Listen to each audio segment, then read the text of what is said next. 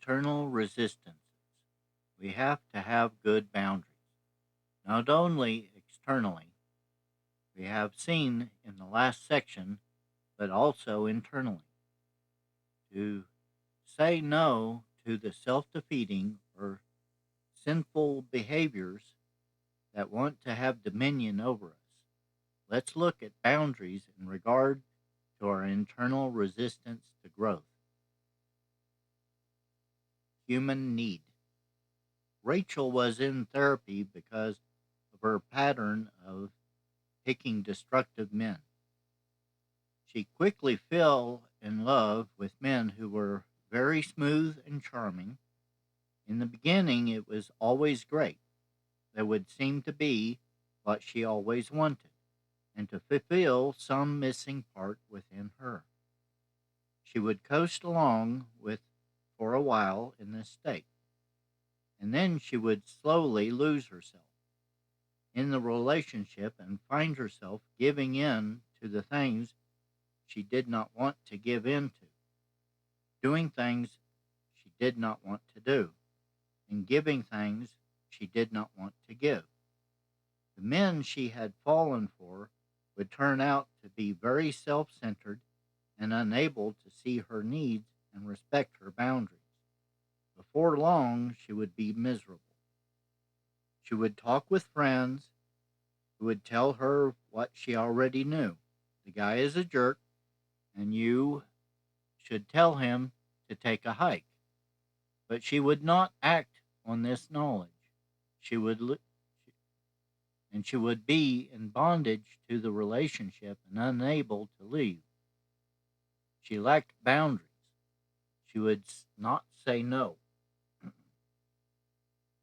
As we begin to look at this pattern in Rachel's life, we discover that the drive to stay with these men was motivated by Rachel's desire to ward off the depression she would feel if she separated. We further discovered that the depression was rooted in a very empty place inside Rachel that had never been filled by her father. Rachel's father had been very much like the men she would pick, unavailable to her emotionally and unwilling to show love to her. She was trying to fill the space her father should have filled with destructive people who would never fulfill this need.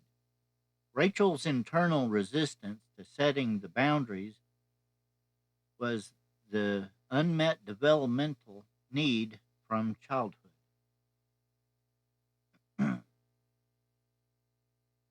God has designed us with very specific needs from the family we grew up in. We have talked about these before and have written extensively about them elsewhere. When we have unmet needs, we need to take an inventory of these broken places inside and begin to have those needs met in the body of Christ so that we will be strong enough to fight the boundary fights of adult life. These unmet developmental needs are responsible for much of our resistance to setting boundaries. God has designed us to grow up in godly families where parents do the things He has commanded. They nurture us, they have good boundaries, they forgive and help us resolve the split between good and bad, and they empower us to become responsible adults. But many people have not had this experience. They are psychological orphans who need to be adopted and cared for by the body of Christ. To differing extents, this is true of all of us.